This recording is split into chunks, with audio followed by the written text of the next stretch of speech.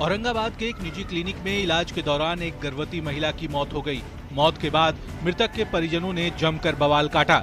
हंगामे के दौरान जमकर तोड़फोड़ हुई और खिड़की में लगे कांच को तोड़ दिया गया। मदनपुर के दर्जी बिगहा में निजी क्लिनिक है जिसका नाम संजीवनी है। परिजन चिकित्सक किरण कुमारी पर इलाज में लापरवाही का आरोप लगा रहे थे। उनके मुताबिक ऑपरेशन के बाद बच्ची का जन्म हुआ, लेकिन मां की तबीयत बिगड़ने लगी। उसके बाद उसे हायर सेंटर के लिए रेफर किया गया, लेकिन रास्ते में बच्ची के सिर से मां की ममता का साया छूट गया। उसके बाद परिजनों का आक्रोश बेकाबू हो गया। हंगामे को उग्र होता देख डॉक्टर मौके से फरार हो गए। वहीं हंगामा बढ़ा तो पुलिस की टीम मौके पर पहुंची। काफी मशक्कत के बाद गुस्सा शांत हुआ। परिजनों को पुलिस ने जांच के बाद उचित कार्रवाई का भरोसा दिया है, लेकिन महिला की मौत के बाद से पूरा परिवार सदमे में है। हर किसी की आंखें नम हैं।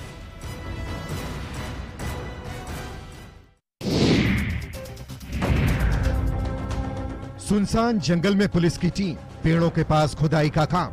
आप सोच रहे होंगे कि ग्रामीण के साथ मिलकर ये पुलिस वाले क्यों खुदाई कर रहे हैं, तो अब जरा पानी की रेत की तरह बहने वाली इस तस्वीर और वहाँ पड़े ड्रम को देख लीजिए। इतना ही नहीं, टूटे फूटे चूल्हे को भी देखिए।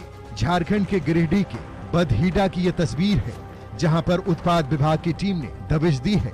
उत्पाद विभाग को पता चला था कि इस जंगल के बीच में शराब का अवैध कारोबार फल फूल रहा है। उसी को बंद करने के लिए यहाँ पर पुलिस की टीम पहुंची और पहुंचने के बाद जो कुछ हुआ वो आपके सामने है। टीम ने 12 से ज्यादा शराब की भट्टियों को ध्वस्त किया, करीब 3000 किलो जावा महुआ नष्ट किया और सैकड़ों लीटर महुआ शराब जब्त किया। शराब को छुपाने के लिए तस्करों ने जावा महुआ को गैलन में भरकर जमीन के नीचे गाड़ कर रखा था। हालांकि इस दौरान तस्कर फरार होने में कामयाब हो गए।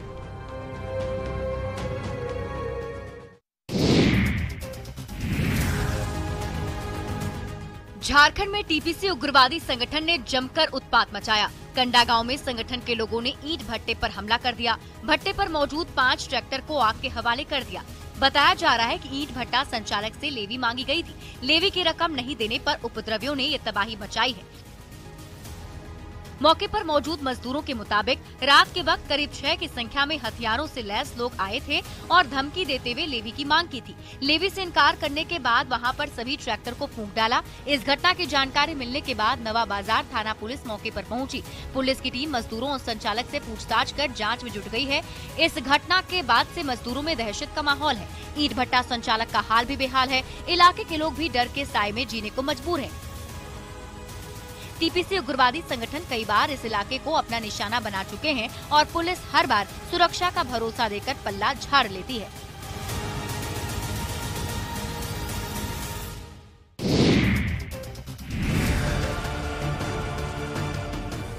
जरा सी बारिश क्या हुई, मुंगेर का संग्रामपुर पानीपुर में तब्दील हो गया। गली मोहल्ले में बाढ़ जैसे हालात हैं।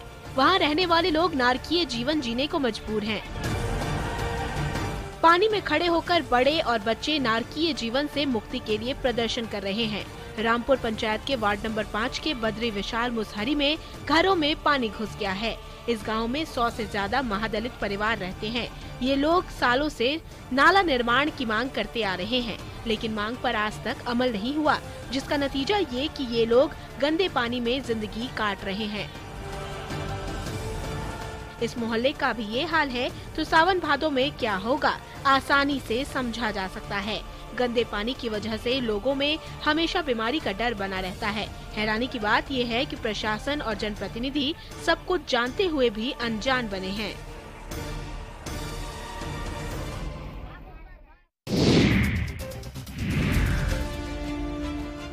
बिहार में तेज आंधी और बारिश ने किसानों को उदास कर दिया है। बारिश और आंधी ने अन्नदाता की फसलों को जबरदस्त नुकसान पहुंचाया है। प्रकृति के कहर की ये तस्वीर लखीसराय की है। तस्वीरें देख आप अंदाजा लगा सकते हैं कि नुकसान का आलम क्या है। फसल अब कटने ही वाली थी कि बारिश ने सारी उम्मीदों को भिगो दिया। किसानों को अब मदद के हाथ की तलाश है। सरकार के फैसले पर उनकी निगाहें टिकी है, क्योंकि खेतों में लहलहाने वाली फसल अब बर्बाद हो चुकी है। आर्थिक तंगी से जूझ रहे किसान एक बार फिर से उस दलदल में फंस गए हैं। अब सरकार की मदद ही इन्हें इस दलदल से निकालेगी, क्योंकि बारिश ने इनका सब कुछ बर्बाद कर दिया है। बढ़िया टाल इलाके में खलिहान में दौनी के लिए रखे मंसूर, चना और मटर का बोझ भी बर्बाद हो चुका है। बारिश की वजह से किसानों को दौनी में भी परेशानी हो रही है। बारिश और आंधी में आम के मंजर को भी जबरदस्त नुकसान हुआ है। अब अगर किसानों को मदद नहीं मिली तो ये सड़क पर आ जाएंगे।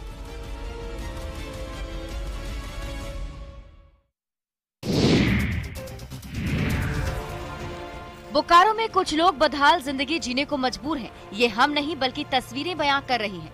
आजादी के 7 दशक बाद भी नक्सल प्रभावित हलवई गांव को विकास की रोशनी का इंतजार है। लोग सड़क, पानी और स्वास्थ्य सुविधाओं के अभाव में जिंदगी काट रहे हैं।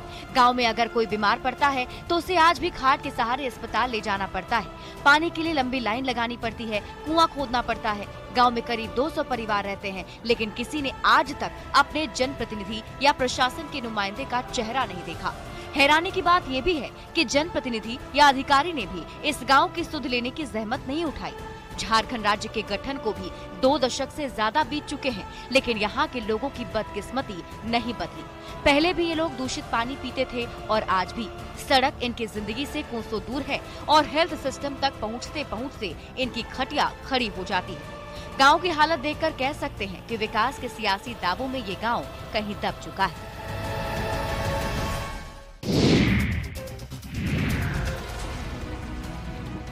सुनसान जगह पर जेसीबी और ट्रैक्टर।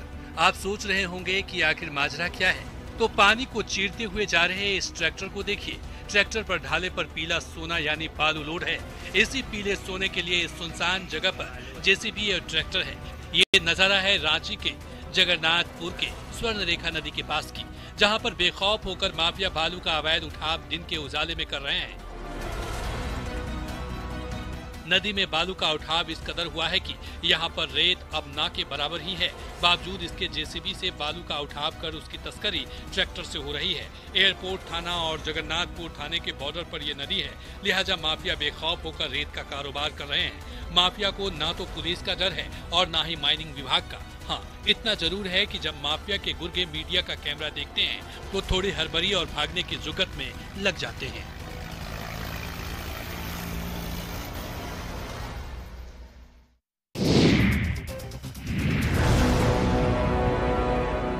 गुमला के चैनपुर के लोगों का चैन गजराज ने छीन लिया है।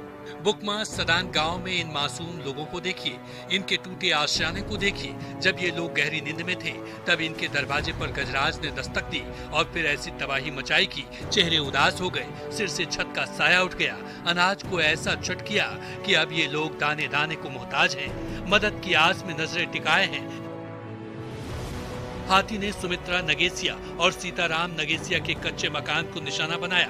ये पहली बार नहीं जब गजराज के आतंक से इनका सामना हुआ है, बल्कि इससे पहले भी हाथियों ने यहाँ तबाही मचाई है। इस बात की जानकारी वन विभाग को भी है, लेकिन आज तक इन लोगों को ना तो गजराज के कहर से मुक्ति मिली और ना ही आर्थिक मदद। घटना से ग्रामीण काफी भयभीत हैं। हाथी को दूर रखने के लिए वन विभाग से पटाखे फोड़ने और टॉर्च की मांग कर रहे हैं। डर के मारे ग्रामीण गाँव की सीमा पर पहरा दे रहे हैं।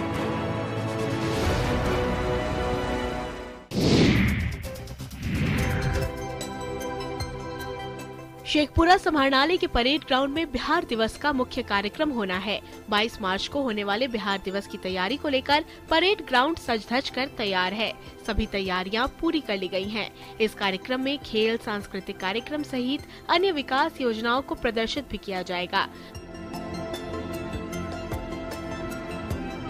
बिहार दिवस के मौके पर कई मशहूर कलाकार अपनी प्रस्तुति देंगे।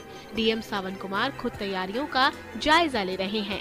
डीएम ने जिला वासियों से काफी संख्या में बिहार दिवस के मौके पर होने वाले कार्यक्रम में शामिल होने की अपील की है। उन्होंने कहा कि इस कार्यक्रम के जरिए बिहार की संस्कृति, इतिहास और विरासत की जानकारी मिलेगी। ये हमारे बिहार की जो प्रगति हो रही है उसके गौरव को और युवाओं को प्रगति के पथ पर, उसके विकास के पथ पर कैसे उसको सम्मिलित किया जाए, इसी को रेखांकित करने का इस बार का प्रयास है।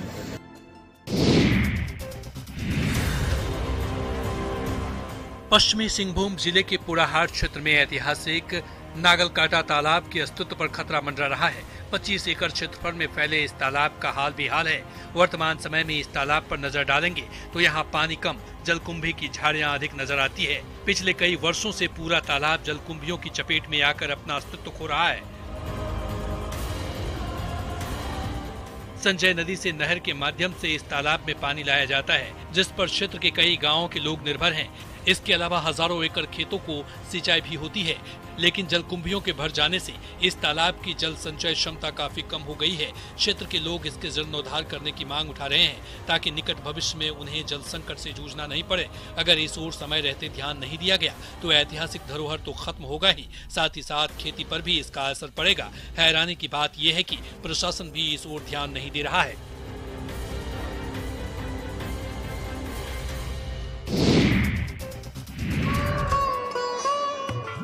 कल से चैत्र नवरात्र शुरू हो रहा है। 9वें दिन तक चलने वाले नवरात्रि के लिए गोपालगंज में थावे वाली माता का दरबार सज धज कर तैयार है। नवरात्रि के पहले दिन बुधवार की सुबह 5 बजे मंगला आरती के साथ ही दर्शन शुरू हो जाएगा। कहा जाता है कि मां के दर्शन मात्र से भक्तों की सभी मुरादें पूरी हो जाती है।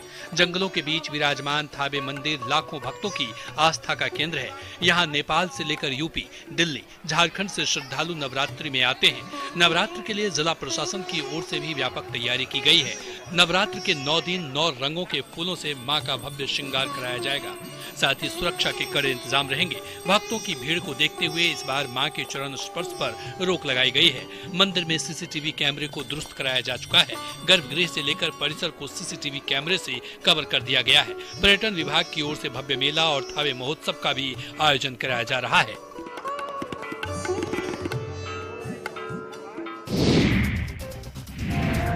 ऊपर नीला आसमां, नीचे लाल पलाश के फूल। ये मनोरम दृश्य है गिरिडीह के बरमसिया का। इस जगह को मिनी कश्मीर भी लोग कहते हैं। ये पूरा इलाका पलाश के फूलों से पटा पड़ा है। इस पर जब लोगों की नजर पड़ती है तो लोग इसे निहारते ही रहते हैं। पलाश के फूलों को समृद्धि, शांति, खुशहाली और पैसे से जोड़कर देखा जाता है। पलाश के फूलों को परसा, टेसू जैसे कई नामों से जाना जाता है। पलाश के फूल नकारात्मकता को हटाने में कारगर होते हैं, लिहाजा इसे लोग घर में भी रखते हैं। पलाश का फूल उत्तर प्रदेश और झारखंड का राज्य पुष्प है। लाल फूलों वाले पलाश का वैज्ञानिक नाम ब्यूटिया मोनोस्पर्मा है। इस फूल को देखने से आंखों को सुकून मिलता है। कभी मौका मिले तो गिरिडीह के बरमसिया जरूर जाइएगा। मन और आंख दोनों को बड़ा ही सुकून मिलेगा।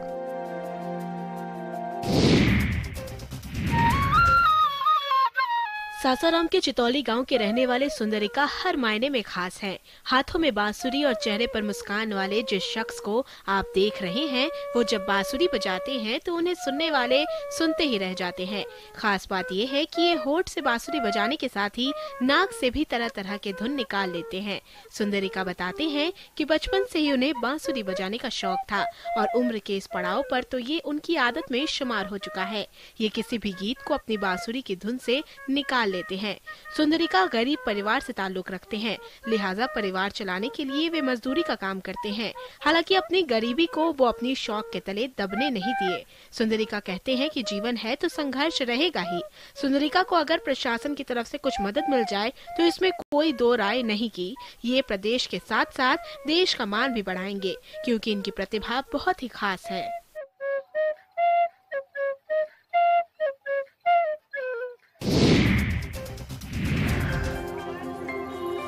बिहार राज्य स्वास्थ्य समिति की ओर से चलाए जा रहे राष्ट्रीय बाल स्वास्थ्य कार्यक्रम के अंतर्गत अभियान में 0 से 18 वर्ष तक के बच्चों को नया जीवन प्रदान किया जा रहा है। बेगूसराय में ये योजना 100% धरातल पर दिखाई देती नजर आ रही है। हृदय रोग के इन बच्चों के लिए न केवल ये वरदान साबित हो रहा है, बल्कि गंभीर रोग से पीड़ित निराश बच्चों को नया जीवन भी मिल रहा है। इसी के तहत हृदय सहित अन्य रोग से ग्रसित 27 बच्चों को स्कैनिंग के लिए उच्च संस्थान भेजा गया है। इन सभी का मुफ्त में इलाज किया जाएगा। बेगूसराय में आरबीएस की कुल 45 टीमें लगी हुई हैं, जिसमें 45 आयुष चिकित्सक, 22 एएनएम और 15 फार्मासिस्ट अपना योगदान दे रहे हैं। बता दें कि राष्ट्रीय बाल स्वास्थ्य कार्यक्रम के तहत 44 तरह की बीमारियों का इलाज मुफ्त में कराया जाता है। सरकार का ये अभियान ग्रामीण इलाके और खासकर गरीब तबके के लोगों के लिए काफी मददगार साबित हो रहा है।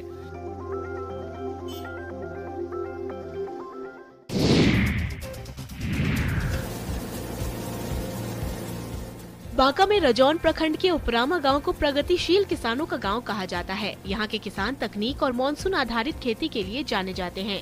इस बार यहां के कुछ किसान मल्टी क्रॉप थ्रेसर लाए हैं, जो आकर्षण का केंद्र बना हुआ है। ये थ्रेसर दूसरे थ्रेसर से अलग है। अब तक सामान्य थ्रेसर से कुछ रबी फसलों की ही थ्रेसिंग होती थी, लेकिन इससे धान, गेहूं, दलहन, तिलहन और मक्का तक की थ्रेसिंग हो जाती है। यही नहीं, इस थ्रेसर में नई तकनीक के चलते जो फसल तैयार होकर निकलती है, उसकी साफ सफाई में भी आसानी होती है। इसके अलावा ट्रांसपोर्टिंग में भी सुविधा होती है। इस थ्रेसर में सैकड़ों एकड़ की फसल चंद घंटों में ही तैयार कर ली जाती है। अभी तक इस मशीन का इस्तेमाल पंजाब और हरियाणा जैसे राज्यों में ही होता था, लेकिन अब ये बिहार में भी आ गया है।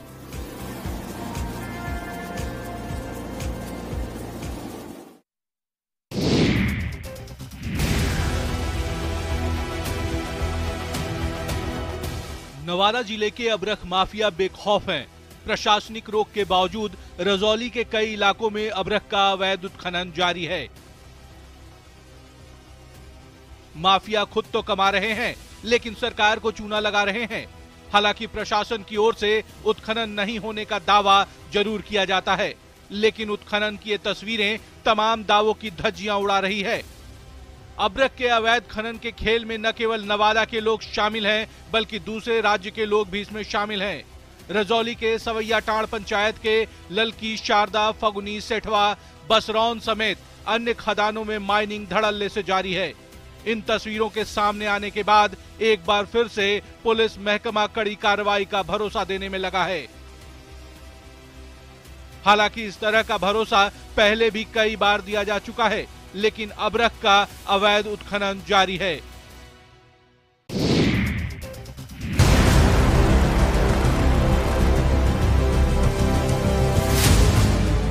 गुमला में शंख और सफी नदी में बालू का अवैध खनन धड़ल्ले से जारी है। हैरानी की बात यह है कि प्रशासन को इसकी जानकारी है, लेकिन हाथ पर हाथ धरे तमाशबीन बना है। दिन के उजाले में शंख नदी, सफी नदी में ट्रैक्टर खड़ा कर प्रतिदिन सैकड़ों ट्रैक्टर बालू चैनपुर के कई निर्माण कार्यों में भेजा जा रहा है। चैनपुर प्रखंड में किसी भी नदी की बंदोबस्ती नहीं हुई है। बिना बंदोबस्ती के नदियों से बालू का दोहन किया जा रहा है। सरकार की ओर से बालू घाटों की बंदोबस्ती की प्रक्रिया चल रही है, लेकिन अभी तक बंदोबस्ती का कार्य पूरा नहीं हो पाया है। बालू बंदोबस्ती का कार्य पूरा हो या न हो, अवैध उत्खनन कार्य में लगे लोग पीले सोने की तस्करी करने में जुटे हैं। इस अवैध खनन से नदियों की सेहत भी बिगड़ रही है।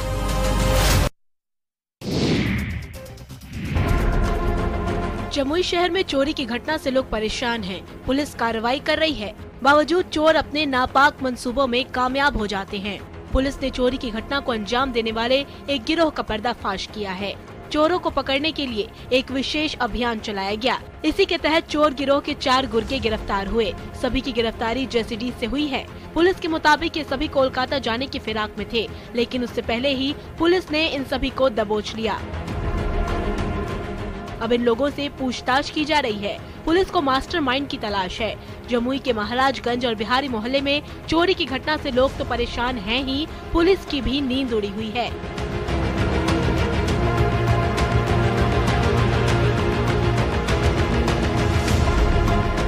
हालांकि पुलिस लोगों को सुरक्षा का भरोसा दे रही है, लेकिन चोरी की घटना से परेशान लोगों के चेहरे पर मायूसी देखी जा रही है। लोगों का सुख चैन चोरों ने छीन लिया है।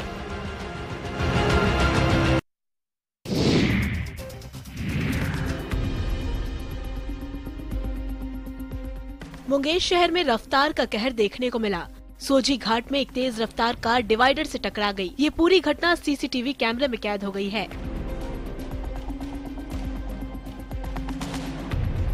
हादसे के वक्त कार में 3 लोग सवार थे।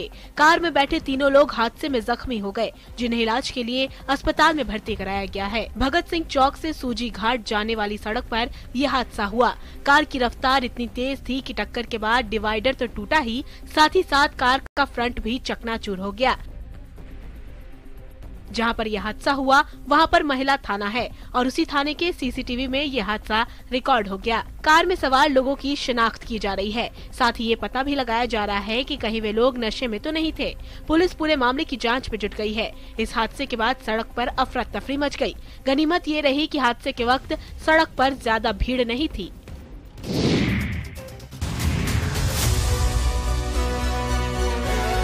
भागलपुर के कहलगांव अनुमंडल के एकडारा मध्य विद्यालय में स्कूल में पढ़ने वाले छात्रों पर जुल्म हो रहा है और जुल्म के खिलाफ आवाज उठाने पर उन्हें सजा दी जाती है। सरकारी स्कूल में बच्चों को आर्सेनिक युक्त पानी पिलाया जा रहा है और जब बच्चे इसका विरोध करते हैं तो स्कूल प्रबंधन उनकी पिटाई कर देता है। पानी में आर्सेनिक की मात्रा इस कदर है कि जमीन भी पानी के गिरने से लाल हो जाती है। हैरानी की बात तो ये है कि स्कूल के कुछ टीचर भी इस पानी की तुलना जहर से करते हैं। बावजूद शुद्ध पानी की व्यवस्था नहीं की जा रही है। इस पानी के सेवन से कैंसर और घेखा जैसी बीमारियां हो सकती हैं। ऐसे में इन बच्चों को किस ओर धकेला जा रहा है, इसका अंदाजा लगाना मुश्किल नहीं है। इस गंभीर समस्या को लेकर संबंधित विभाग भी आंखें मूंद कर बैठा है।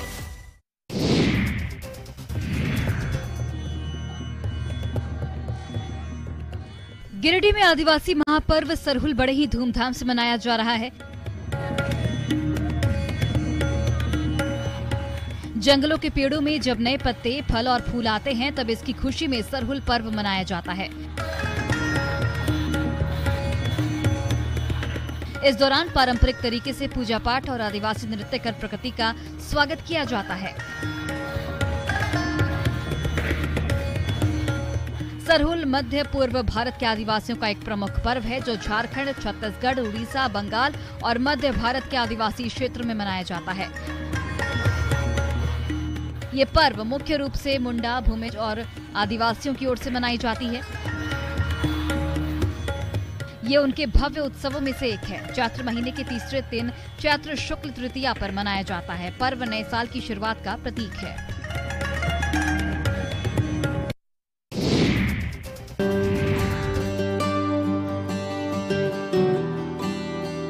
औरंगाबाद में एक के प्रेमी जोड़े ने मंदिर में शादी रचा ली। अरवल के अनुआ गांव निवासी प्रेमी हरेंद्र ने औरंगाबाद की उपहारा की ललिता की मांग में सिंदूर भरकर उससे अपना बना लिया। इसका गवाह समाज के लोग भी बने। एक दूजे के होने के बाद दोनों ने बड़ों से आशीर्वाद भी लिया।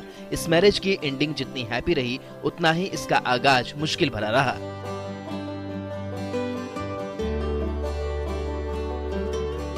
दो साल पहले दोनों की नजरें मिली, बात दिल तक पहुंची और मिलने का सिलसिला शुरू हुआ।